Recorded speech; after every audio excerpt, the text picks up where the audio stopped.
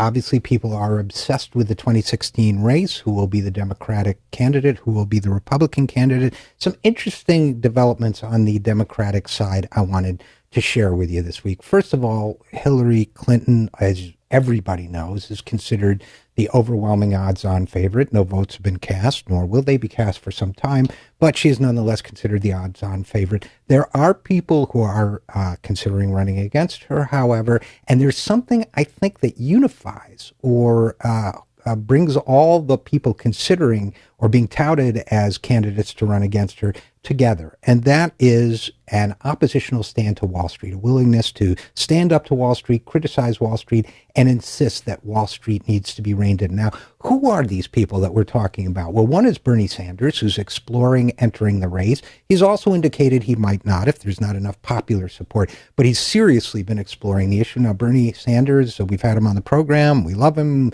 He's a great hero for the causes we believe in, including reining in Wall Street. Bernie Sanders has been very clear about the need to rein in Wall Street, tax millionaires, and do other things to bring the economy back in line and protect us from future financial catastrophe. Now, we have Senator Jim Webb, former Senator Jim Webb, who has been exploring getting into the race. Jim Webb is all over the place politically, left here, right there, but he's tough on Wall Street. We'll talk about all of these a little bit more. We have, of course, Elizabeth Warren. A lot of people are talking. She says she's not running. A lot of people are still pushing her for the race. There's a Ready for Warren campaign being waged to encourage a draft.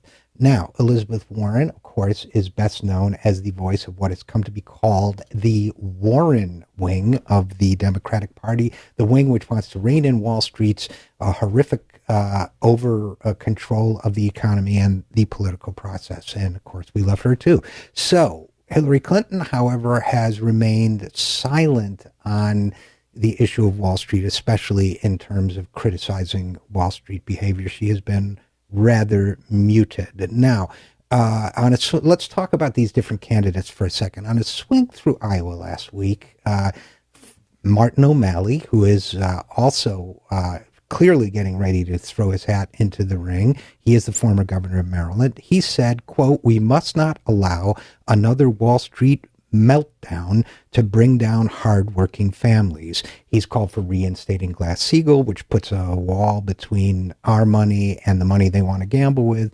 And he has said, quote, "Too many Democrats have been complicit in the backslide towards less regulation," end quote. And that would be a less regulation of Wall Street. Says Martin O'Malley, 7 years after the Wall Street meltdown, Americans are still experiencing the fallout. Now he went to Iowa to drum up interest in his campaign. He's been very tough. He says that too big to fail banks need to be broken up. And in case anybody misses the point of what O'Malley's driving at, he told assembled Democrats earlier this month that, quote, "Triangulation is not a strategy that will move America forward," end quote. Now, triangulation was the word that was used for Bill Clinton's moving the Democratic Party to the right in the 1990s. O'Malley added that, quote, "History celebrates profiles in courage, not profiles in convenience." Now, if O'Malley were the only one hitting Hillary from the left on Wall Street, that might be ignored. But Bernie Sanders is hitting her from the left. So is Jim Webb, who's all over the place. Jim Webb likes unions. He likes to say he has a union card, 2 Purple Hearts, and 3 tattoos because he comes out of the service. Now, whatever his policies may be in other areas, he did propose a windfall profits tax on Wall Street. He says, "I couldn't even get a vote, and it wasn't because of the Republicans. I got so much froth from Democrats for saying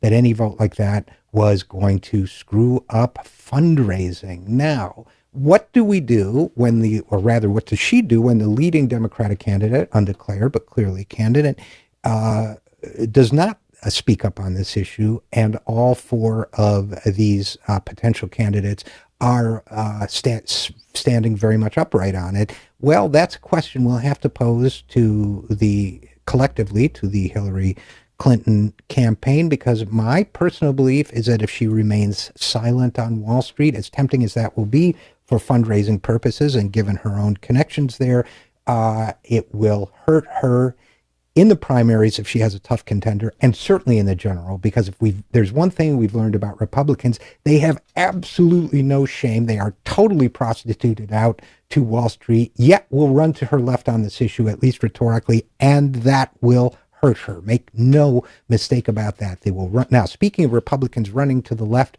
rhetorically on issues, the other issue, the issue that helped them regain Congress in 2010, the issue that should keep Democrats awake at night is Social Security.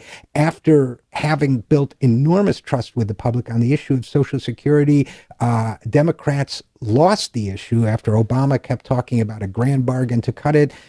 He put a deficit commission together knowing that it would recommend reducing Social Security benefits. Then in 2010, the Republicans came along and offered something they called a Seniors Bill of Rights, which was vague, but basically said, we'll defend Social Security and Medicare.